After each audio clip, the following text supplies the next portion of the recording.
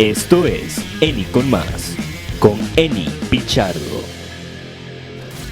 Hola, ¿qué tal? Muchísimas gracias por estar aquí. Ayer se llevó a cabo la segunda sesión de la vista preliminar en el caso contra Elvia Cabrera Rivera, una de las imputadas por el brutal asesinato de la joven Gabriela Nicole Prats Rosario en Puerto Rico. Pero antes de contarles lo que ocurrió en sala, me gustaría pedirles su apoyo para que Eni con Más continúe creciendo como comunidad. Por favor, haga clic en me gusta, comparta este video, suscríbase a este canal y active la campanita de notificaciones. Con su ayuda, podremos seguir difundiendo información veraz y responsable. La vista preliminar contra Elvia Cabrera Rivera, acusada junto a su hija Antoniesca Vilés Cabrera del asesinato de Gabriela Nicole, de 16 años, continuó el martes con el contrainterrogatorio de la testigo principal, la señora Betsaida Caratini, amiga cercana de Elvia. El abogado defensor, Jesús Ramos Puca, intentó restarle credibilidad al testimonio de Caratini, quien había declarado que Cabrera Rivera le entregó un objeto a su hija antes de que ésta atacara a la víctima. La defensa destacó que la mujer había consumido 4 cervezas antes del suceso, dato que no mencionó en su declaración inicial, y además presentó un video que, según argumentó el abogado defensor, podría ser prueba exculpatoria. Sin embargo, la fiscalía sostuvo que el material solo muestra imágenes previas al crimen. Pero es un video de prueba exculpatoria. Para nosotros sí. ¿Por qué? Si pasó antes. No puedo decirle por qué. Pero nada, pasó antes de los hechos. Bueno, busco lo mismo de siempre, ¿verdad? Que mi clienta, ¿verdad? No lo digo yo, lo dice la Constitución, las garantías, se presume su inocencia. Pero ¿cuál es el contenido del video como para No, que sea no pertinente? lo puedo decir, no lo puedo decir, lamentablemente. Pero es de La antes, vista- o sea, usted lo que está buscando es impugnar a esta testigo de que estuvo, porque su línea de preguntas se fue solamente ahí, no los hechos. Puede ser. No puedo decir mucho de esto.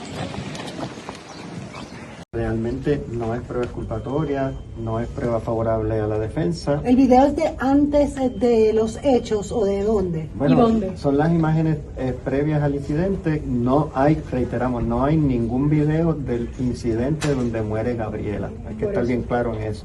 Son unos videos de una cámara de unos comercios aledaños donde se ven unas personas caminando en dirección al lugar donde ocurrió el evento. ¿En qué condiciones? No, se ven unas personas caminando, solamente lo único que puedo decir. ¿Y cuál es la pertinencia? ¿Cuál es la pertinencia del video? Bueno, porque tienen pertinencia en términos de que son las personas involucradas. Durante la primera parte de la vista, una menor, identificada por las siglas MAR, hermana paterna de Antoniesca, relató haber visto a la joven arrodillada frente a Gabriela, presuntamente apuñalándola en la cadera, mientras la víctima yacía inmóvil en el suelo. El Departamento de Justicia acusa a madre e hija de asesinato en primer grado y uso de arma blanca, alegando que actuaron en común acuerdo. No obstante, los casos se procesarán por separado. La jueza Mariela Padilla Coto pautó la próxima vista preliminar contra Antoniesca Vilés Cabrera para el 28 de octubre y recordó que el plazo para garantizar un juicio justo a Elvia vence el 19 de octubre. La defensa cuestiona la credibilidad de los testigos, mientras la fiscalía asegura que las pruebas que ha presentado son contundentes.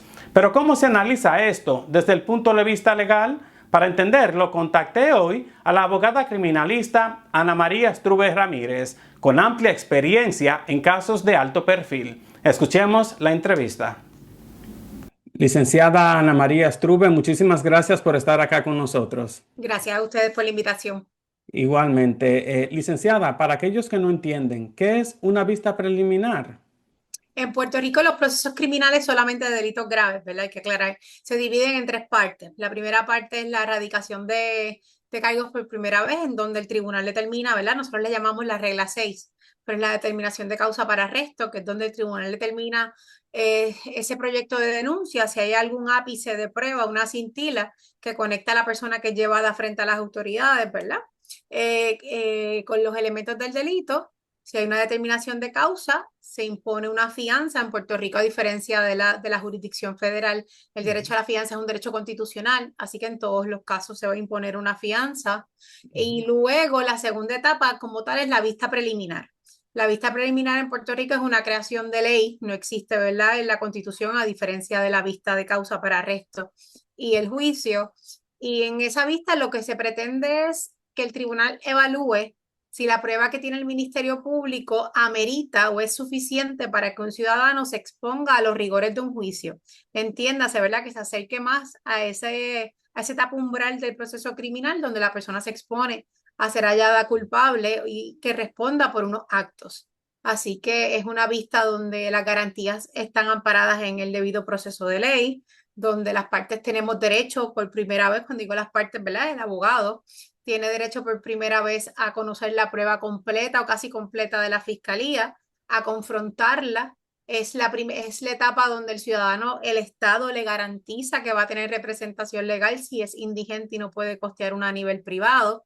Así que esa vista, a pesar de que muchas personas quisieran minimizarla, es una vista bien importante, porque es la primera oportunidad que tiene el ciudadano de confrontarse realmente con la prueba que tiene el Estado en su contra. Ahora, licenciada, hemos escuchado testimonios bastante impactantes en la vista preliminar contra la señora Elvia Cabrera Rivera. ¿Pueden estos testimonios usarse durante el juicio también? Correcto. Estos testimonios, el requisito de un testimonio para poder ser usado o reproducido en etapa de juicio es que haya estado sujeto a ser contrainterrogado. Y aquí hay un abogado que está llevando a cabo un contrainterrogatorio, ¿verdad?, efectivo sobre todas las materias o casi todas que ha cubierto un fiscal.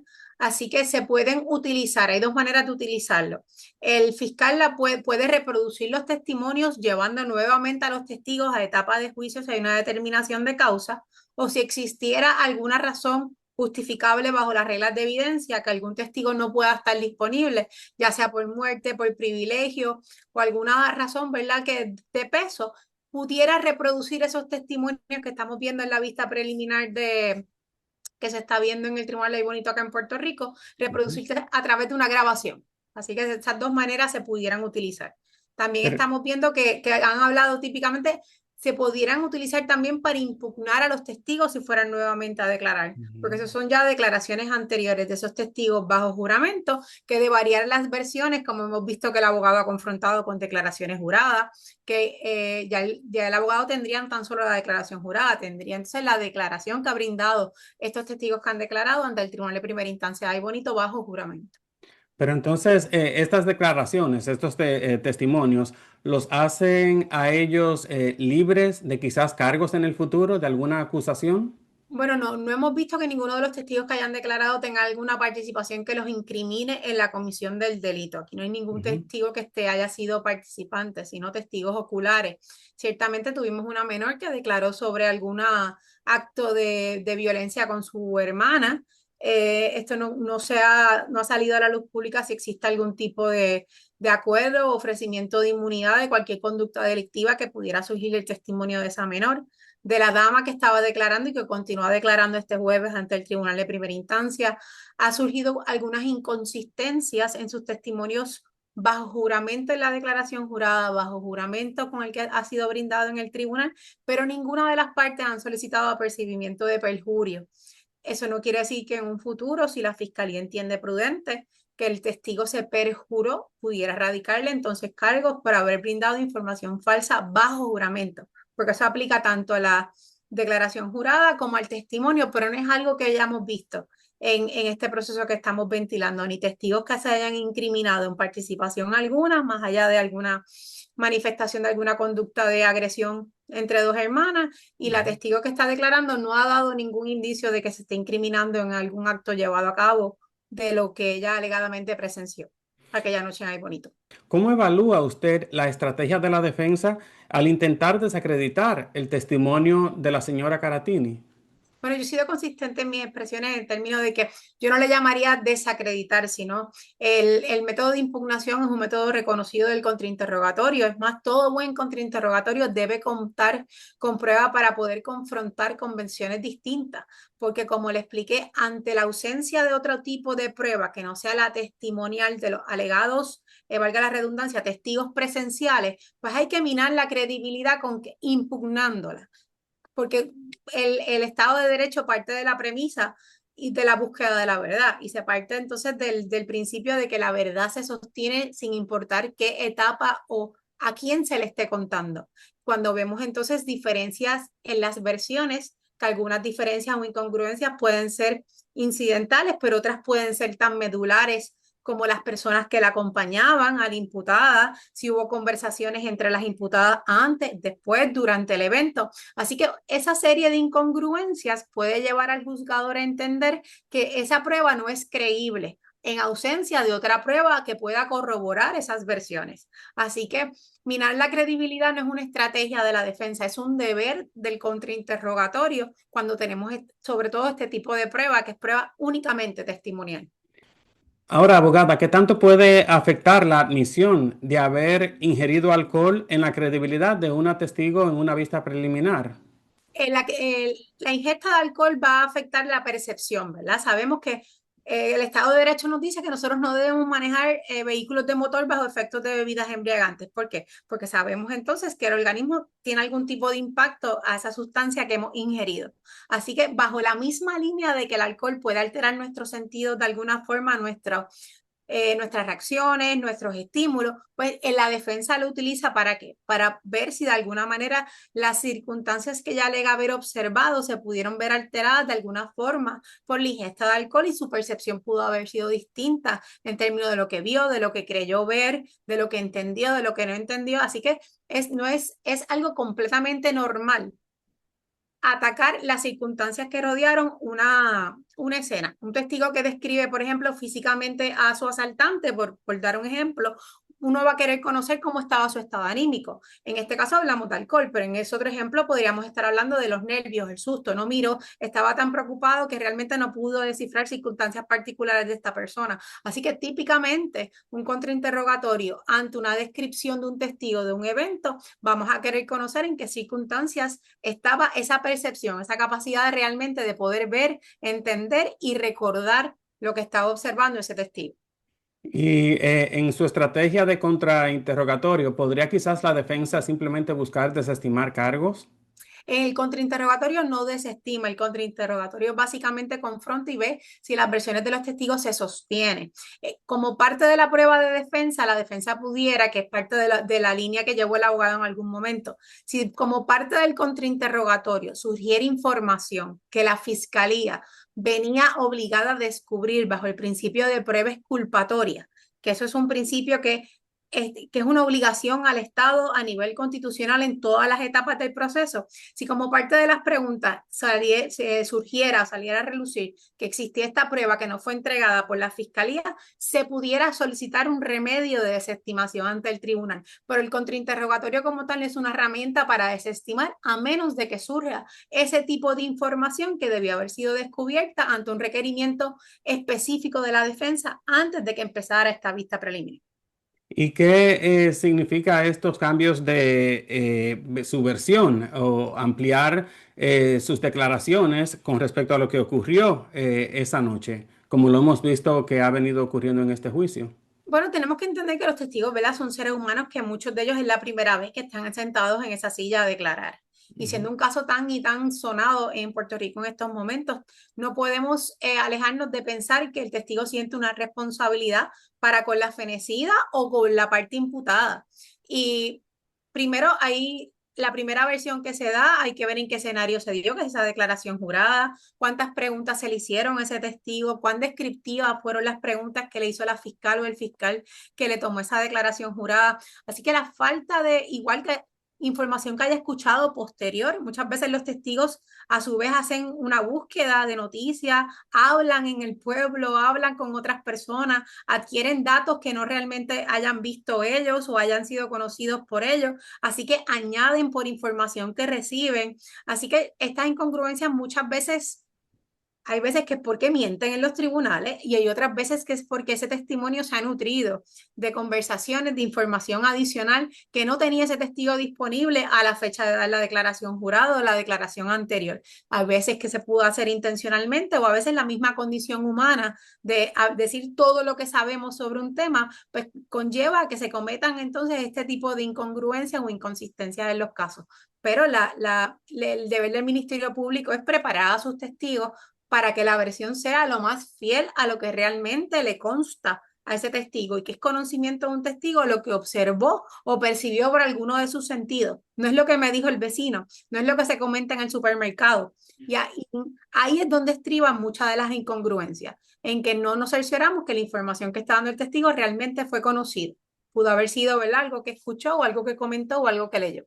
Ahora, licenciada, el abogado Claro. de la defensa sometió un video asegurando que podría ser exculpatorio, pero la fiscalía sostiene lo contrario. No, y la fiscalía, si la fiscalía dijera que es exculpatorio, está admitiendo que pues, procede de la desestimación de sus casos. Ningún fiscal va a admitir que una prueba es exculpatoria. ¿Por qué? Porque estaría diciendo que su prueba no conlleva aprobar los cargos en contra de la imputada. Así que, y tenemos que ver cuán amplia es la definición de prueba exculpatoria. Definición de prueba exculpatoria no es aquella prueba que establece que el hecho o el resultado delictivo no pasó. Prueba exculpatoria es toda aquella que desvincula a la parte imputada de los hechos, que coloca en duda el valor probatorio de los testigos de defensa o de la prueba documental, que confronta o mina la credibilidad de los testigos, la prueba de impugnación, la prueba de contradicción o de como han dicho, la prueba de minar la credibilidad de los testigos, es prueba exculpatoria. Así que el deber de la fiscalía, tanto a nivel de los Estados Unidos, que igual que en Puerto Rico, es que toda prueba que pueda llevar a confrontar con una versión distinta al testigo, hay una obligación de entregarla. En cuanto al video, el abogado plantea que es prueba exculpatoria. ¿Por qué? Tenemos que acordar que aquí tenemos denuncias radicadas en común y mutuo acuerdo. ¿Qué quiere decir eso? Como si existiera un plan entre la imputada y su hija de ocasionar la muerte de la joven Gabriela.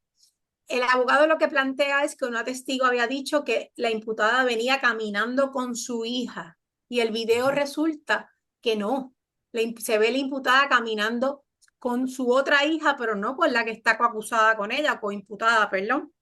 Así que por eso es que el abogado plantea que es exculpatorio, porque cuando están en común y mutuo acuerdo, cuando existe ese plan alegado por la fiscalía tiene que probar que antes del evento delictivo, durante el evento delictivo y posterior al evento delictivo, había un plan o un acuerdo en común entre ambas para obtener el resultado delictivo.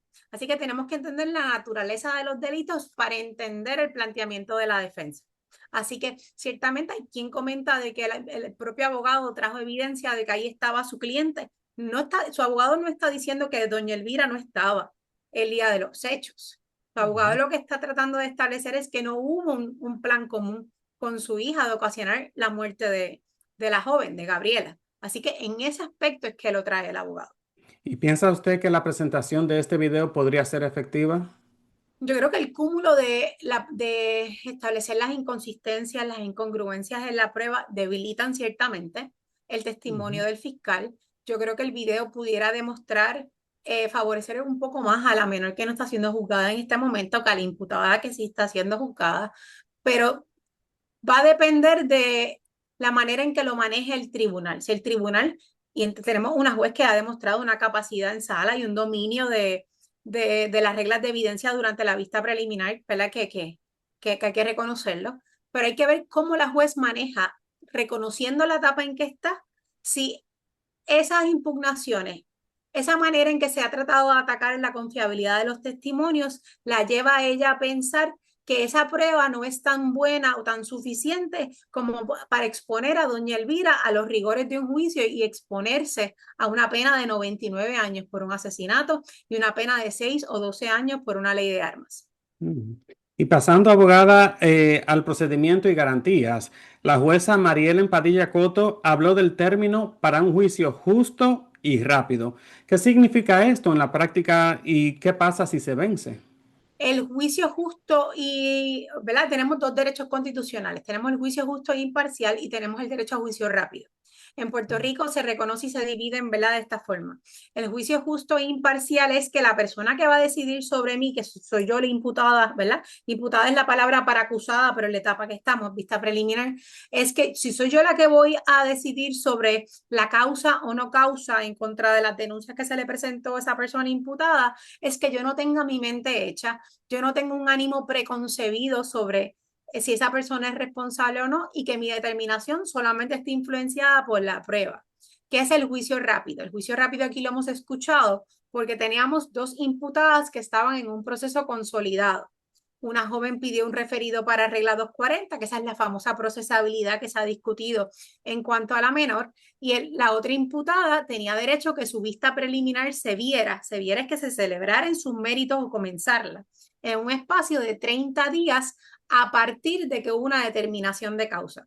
¿Por qué 30 días? Porque ella no pudo prestar la fianza y quedó detenida en una institución carcelaria bajo el Departamento de Corrección. Y el tribunal fue enfático en que iba a velar porque ella tuviese el derecho de que su caso se viera dentro de los términos establecidos, y por eso es que hablamos de juicio rápido en algún momento antes de que iniciaran los procesos y se separara. Y aquí ya la vista preliminar comenzó dentro del espacio de tiempo de los 30 días. Ahora, si esa vista preliminar tardara 6 meses, ya el tribunal se encargó de velar porque comenzara en los 30 días. Así que ese es el juicio rápido que aplica en esta etapa. Si no se hubiese comenzado en ese tiempo, la defensa podía pedir la desestimación de los cargos. ¿Por qué? Porque se le violentó ese derecho de que comenzara su vista o se celebrara dentro de los 30 días.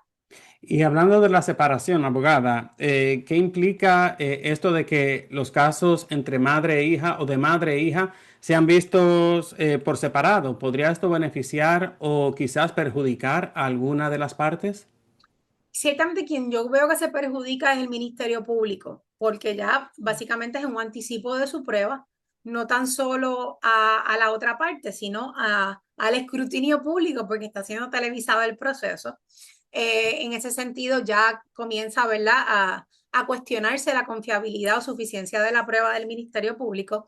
Ciertamente quien pudiera argumentar que las abogadas de defensa de la menor se pudieran beneficiar porque ya van a conocer de primera mano cuál es la prueba de la fiscalía a la hora de ellas tener que confrontar la prueba que van a utilizar en su contra la fiscalía.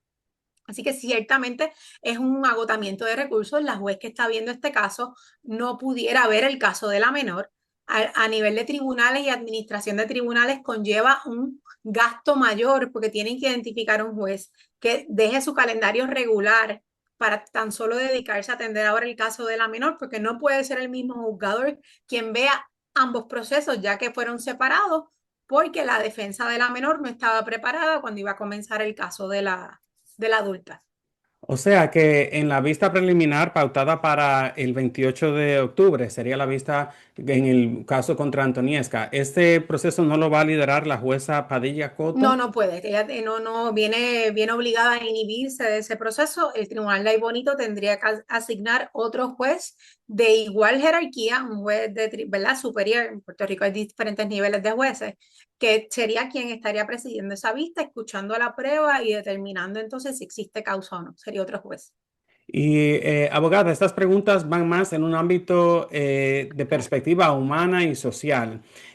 Más allá del aspecto legal, este caso involucra a una víctima adolescente y a una madre e hija imputadas. ¿Qué impacto psicológico piensa usted podría tener un proceso así dentro de un tribunal y la comunidad puertorriqueña?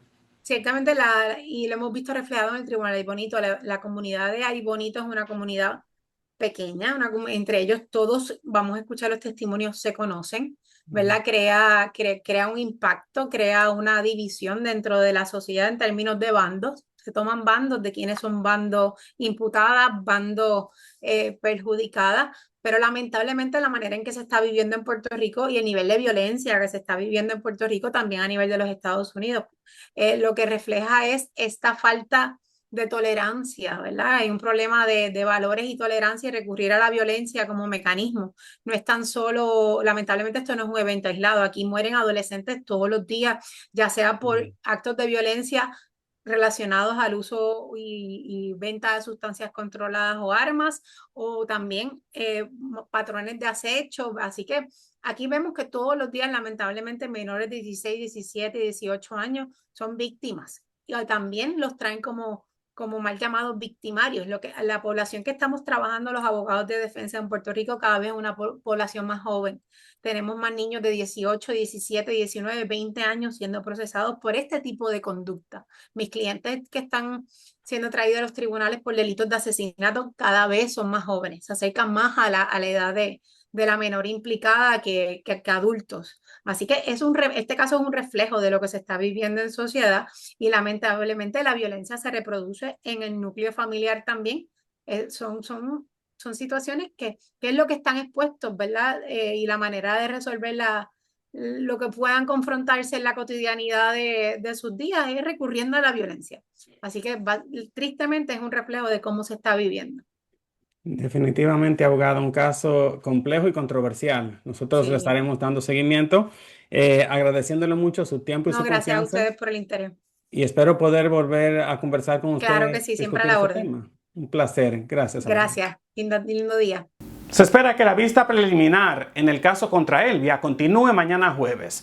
Un caso complejo y altamente controversial que en Eni Con Más estaremos siguiendo muy de cerca, trayéndole siempre información veraz y oportuna. Eso es todo por hoy, agradeciéndole su tiempo y su confianza, invitándolo como siempre a que haga clic en el icono de me gusta y a que comparta este video. Y siempre recuerde suscribirse a este canal en YouTube. Yo soy Eni Pichardo y esto es Eni Con Más, un breve informativo, siempre con la verdad.